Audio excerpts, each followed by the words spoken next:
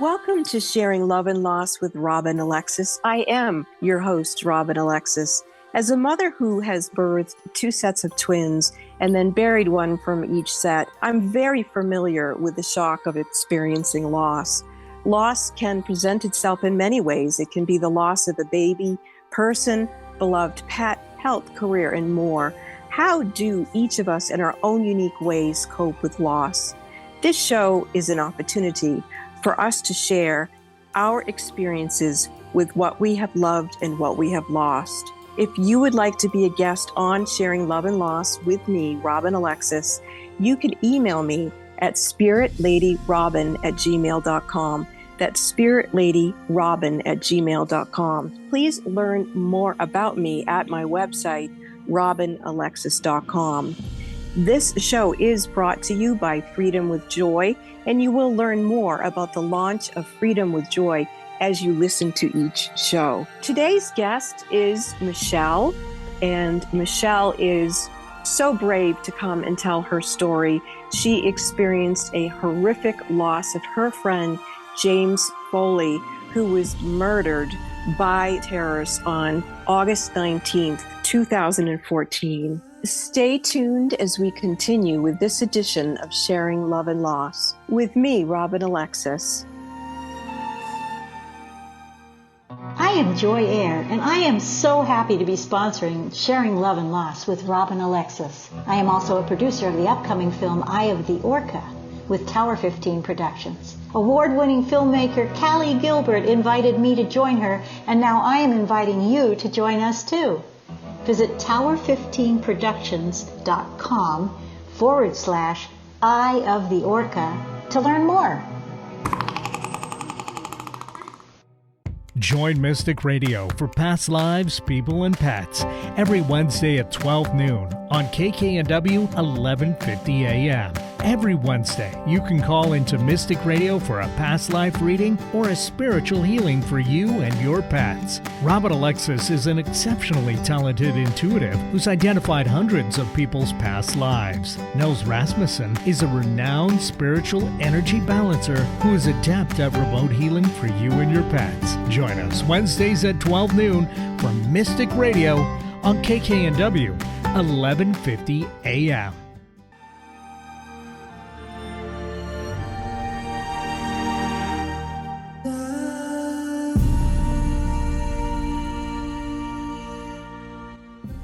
Today's guest I have tremendous respect for. I have known her for decades, and she has experienced more loss in her life than anyone else I've ever known, and I'm old enough to be her mother. She has come through it in a way that I know she's going to be able to share a lot of wisdom with us today about how do we manage to go through such intense loss and come out on the other end. So welcome, Michelle, to Sharing Love and Loss. Thank you. It's good to be here. And Michelle, I know this is your first time, going public with these different experiences that you've had. So I want you to know if at any point in this conversation you get too uncomfortable, just let us know, because your mental health and well-being is a priority, okay? Okay. All right. So, Michelle, let's go back to what was happening in your life before September 11th, 2001. My husband and I met after college, which was 96, 97. Got married in 98 and had our son in 2000. And you're a pretty happy lady. Yeah, it was pretty great. Yeah, we were at a small school, working at a small school. I was home with Sean. What does your husband do? We work at boarding schools in New England. So we're in Holderness, New Hampshire first at Holderness School for 7 years, which were much more calm and happy and enjoyable and less, Yeah, so you've got that to fall back on, is that beautiful time. So where were you when you first heard about the terrorist attack on September 11th? that morning, I had my friend Ryan watching Sean, who I was with all the time, but my girlfriend lived next door and she was very cool. And I had a year after giving birth checkup, actually 13 months, and was driving about 25 minutes around the lake to go to my appointment with my midwife. Oh, so you were thinking of And yeah, having another baby. yes, we were already thinking about that. And And I'm sorry to jump in here, Michelle, but I think it's really important for people to know that here you were basically pretty blissed out. And mhm, then you heard about September 11th terrorist attack. And how did that affect you as a conscious parent, feeling safe to have more children? uh, it was pretty, it made me hesitate and wonder if I should have any more or we should have any more. Because as I was driving, the first plane hit, and then when I got to my appointment, the second plane hit, so I had no idea. And then all I wanted to do was get back to school and see Pat and Sean and make sure everyone was okay. Yeah. But it did make us, wonder a little bit about where the And world was going. Yeah. yeah, and so you were getting over that, and then what happened to some of the students at the school that you and your husband were dorm parents for? Oh, that so about a year and a half later, January 14th of 2003, we had two of our boys in our dorm. We were in a boys' dorm. They were all very close. It wasn't a big dorm, and my husband was the head of house, who's only 28 years old. And Sean and I and the dog had gone to my parents for the night, and the two boys that were killed, had walked downtown to just grab some snacks and whatever. And they were hit from behind walking home by a drunk driver. I think he was also high on something. How did you, as a young mom and a young wife, how did you handle that as dorm parents? And are you still friends with the parents of the kids that got killed? And how did you Mm-hmm. manage all that? It was pretty hard. My husband was coaching the hockey team at the time and lost one of his players, Weston. Weston Lee, who were very, very close with his family because of the loss of him. Um, they're our daughter's godparents, and Kaylee's named after Mm. actually both the boys. I don't So, know. so We just kind of tried to put one foot in front of the other because it was just unimaginable. And So with like this I, unimaginable tragedy that you're all just getting through, and you've got the global issues of terrorists like on everyone's mind, and war and all mm-hmm, of that, you did obviously conceive. You're speaking about your daughter Kaylee, and you mm-hmm, did use the names of the kids with her name to help honor the mm-hmm. movement forward of life, shall we say. Yeah, yeah. And you have had an incredible, beautiful extended family. And let's talk about what happened to you 8 years ago on August 19th. You and your family were doing what when you found out about your friend Jim? Oh, yeah. So in the summers, we luckily because we teach, we have time to visit grandparents and cousins and stuff. And middle of August, we were in New Hampshire with my parents and my sister and her boys. And we all went up with my mom and dad to where he grew up, which is in the White Mountains. It's beautiful, but it was like probably an hour and a half, 2 hour drive from my parents. And it was a gorgeous day. And we went to this place that my dad and his friends used to go when he was a kid. And just this natural carved out basin. And you jump off the rock, and it's just this deep, deep water. It's freezing, but it's really, really cool. So we had gone up there, all of us, to spend the day and kind of take pictures. And It was pretty much the best day we'd had in a long, in a while. It was really significant to have gone up there with my dad and my mom. Yeah. Yeah. It's always Yes. special when you get to be with extended family and go Yeah. someplace that has sacred memories that you can share Yeah. generationally. Now, Yeah. Because we did that when we were kids with my parents too. So I remember yeah. doing it when I was little. Yeah. Wow, that thread of continuity is just so precious. And Hmm. so that's part of the way that you had a lot of strength, is that you've been able to continue to weave that thread. I know even into your life as it exists now. Now, back Hmm. then, before we tell people what actually happened on that day, you had been calling me for a few years and you'd been Yes. asking me to say prayers with you for your Hmm. friend Jim. So why don't you tell a little bit about what you would say to me? Well, Jim was a combat journalist. He was captured in Libya in 2011. Um, he was released. He and three other colleagues were captured, and they were released after 44 days. Um, and then Jim came home, and after Gaddafi was killed, he must have thought it would be safe to go back. Um, So he went to Syria. I was a correspondent during the Syrian civil war. He went back in October of 2012. And then he was kidnapped again. November 22nd was Thanksgiving Day of Wow. 2012.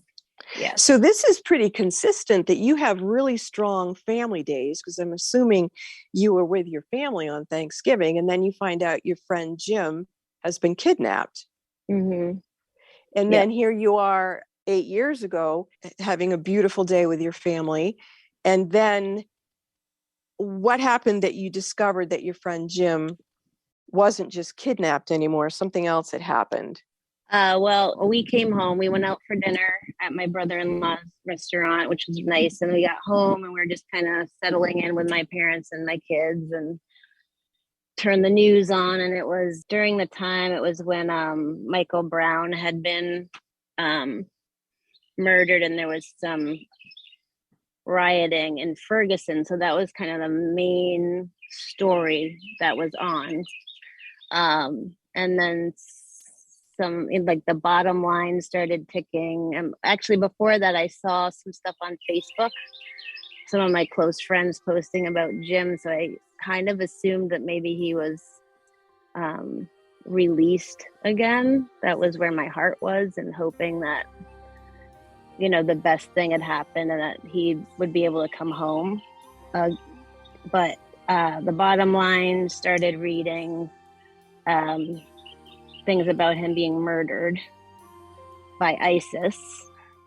And so unfortunately we were all in the same room. So my daughter, who was just turned 10, and my son was 14, kind of heard the news, and my husband read a headline. He looked on his phone and read a headline that Jim had been beheaded by ISIS.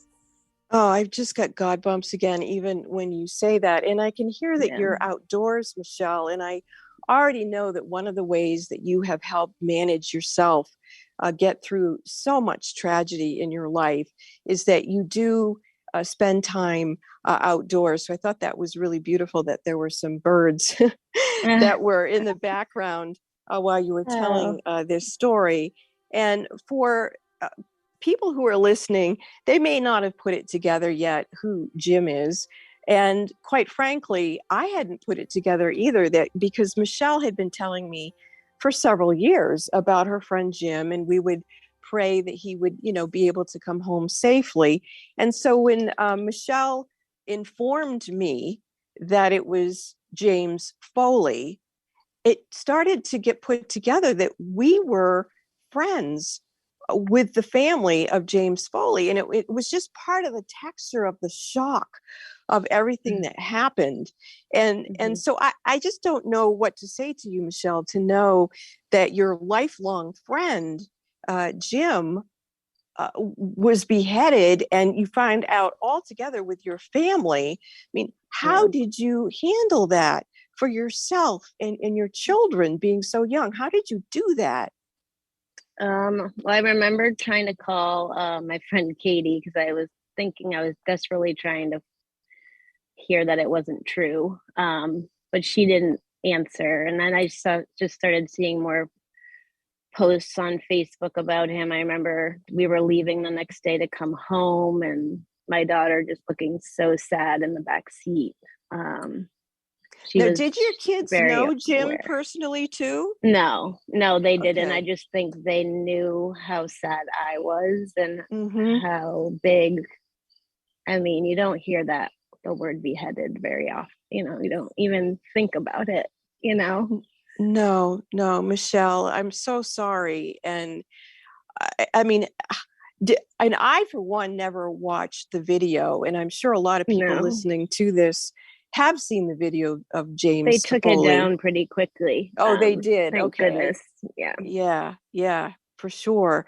Now, I do know that the 8th anniversary just happened a few days ago. And thankfully, the person who did that to him is, I understand, in jail for life.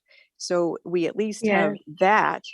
Yep. But Two of Miss, them are the Foleys worked very hard to have of the families. There were four hostages: Jim, Kayla Mueller, Stephen Sotloff, and Peter Kastig. And the families worked very hard when they were called them the Beatles because of their British accent. There were four of them, but the two of them were captured in 2018, and the families pushed very hard for them to be extradited to the United States for a fair trial instead of just being sent to Guantanamo Bay. So mm-hmm. both of them now have been sentenced. The one that was sentenced on Friday, which was the 8th anniversary, has 8 life sentences. So the Foleys are dealing with all of that. So, Michelle, again, I mean, here we are talking about, what was done politically to get some sort of justice for the situation. But let's bring this back to you. In the days following of you discovering that your dear childhood friend had this experience that was made so public, how did you handle it in those days? What did you do? I probably didn't handle it that well. I cried pretty much every day for like 3 months, and I was, I wasn't working then. I didn't start working until a little later in the school year, which was good because I was a bit of a mess, and that's okay. Because when you're trying to process something that huge and that devastating, I think you just need to give yourself time and space to cry or scream or do whatever you need to do to just try to weave this. I think in my head I was thinking, okay, how do I weave this into my fabric of my story? Or how do we all who loved him, how do we heal our hearts with him being taken like that? And So how so you were processing that in that manner for yourself. How did you manage it as a mom? I mean, did your kids keep bringing it up? I mean, how did you walk them through this horrific tragedy? I don't necessarily know that I walked them through it so much. I mean, I definitely wasn't afraid to cry in front of them, and they knew Mm-hmm. why I was so fragile. Mm-hmm. But I also think you heal faster when you let it out. At Good least point.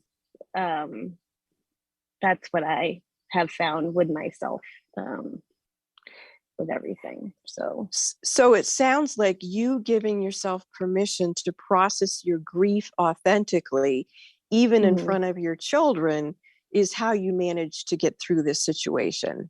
Yeah. And my husband knew that I was a mess, and he was very protective, and supportive, and obviously my parents too, but yeah. The kids knew I was very sad. And even now, like Thursday night, I texted Kaylee and I said, tomorrow is my very sad day. Like um, need to go. I wanted to go to bed early, and she was out with a friend, and I just kind of asked her to be home. And she said, I know, because she knows what day, she knows the date. She's very sensitive. And So one of the ways too that you've honored this process for yourself is to acknowledge these anniversary dates and give them the respect that they deserve. Yeah. And And sometimes it hits you like, yes, sometimes it hits you on that day, and sometimes it hits you, like for me this year, it hit me Monday harder than, I don't know why. You just don't really know why the wave comes, right? But we do honor him. We have his family is unbelievably strong and united, and his mother quit her job after Jim was killed and created the James W. Foley Foundation. Why don't you tell people about that? What is that? It's a foundation that inspires moral courage. It's hostage advocacy. They've created a curriculum, the James W. Foley Safety Curricula for undergraduate and graduate students. The Marquette University helped create the program, which is where Jimmy went to his undergrad. To become a journalist? No, he went to Marquette and got his BA in history and Spanish, and then did Teach for America.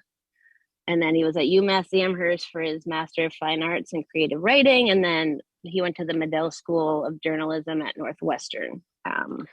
Wow. To get his Master of Arts there. Just a polished young man who was following his sole purpose and totally devoted to it, and ended up and then he being kind of beheaded by people who, I mean, good Lord, huh? So, Michelle, he's an one amazing human. Yeah. And there's like a run every year for him. Is that correct? Yeah, I was going to mention that too. So the foundation, started the foundation, and there's they started the Freedom Run, Foley Freedom Run. That's you can do it virtually, or you can do it there's a lot of people all around the world who can't make it to New Hampshire for the actual event. You can do a virtual, and they send you the t-shirts, and people send pictures of them doing either running or walking the 5K, and all honoring Jim. And it's quite special. A lot of my classmates go, and it's just like a time out of the year where we get to see each other and see the Foleys and his siblings and their kids, and it's so everybody everybody unites and raises money and supports this foundation for Jim. And again, how can people find out about those two things? You just if you go on the James W. Foley Legacy, if you look up James W. Foley Legacy Foundation, you should be able to click on the open the website, and the run is a part of that. But you can read all about the foundation and all the amazing work that the Foleys are doing in honor of their son. And you can sign up for the run. And that is in October, around Jimmy's birthday. So I think it's the 14th this year. But it would be amazing if anyone's interested to support that foundation and help them continue to do the work they're doing to keep journalists safe. Yeah. I want to thank again Michelle for joining us, sharing the way that she has coped with love and loss. And I also want to let people know that Michelle has written a chapter in a book called Raising Humanity, Why We All Must Remember. It is inspiring stories by 21 authors and curated by me, Robin Alexis. That book will be available September 11th.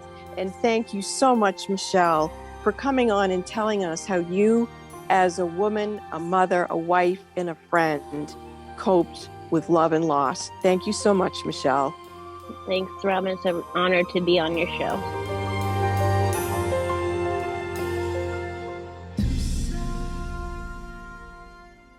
I am Joy Air, and I am so happy to be sponsoring Sharing Love and Loss with Robin Alexis. I am also a producer of the upcoming film Eye of the Orca with Tower 15 Productions. Award-winning filmmaker Callie Gilbert invited me to join her, and now I am inviting you to join us too. Visit tower15productions.com/Eye of the Orca to learn more. Join Mystic Radio for Past Lives, People, and Pets every Wednesday at 12 noon on KKNW 1150 AM. Every Wednesday, you can call into Mystic Radio for a past life reading or a spiritual healing for you and your pets. Robin Alexis is an exceptionally talented intuitive who's identified hundreds of people's past lives. Nels Rasmussen is a renowned spiritual energy balancer who is adept at remote healing for you and your pets. Join us Wednesdays at 12 noon for Mystic Radio on KKNW 1150 AM.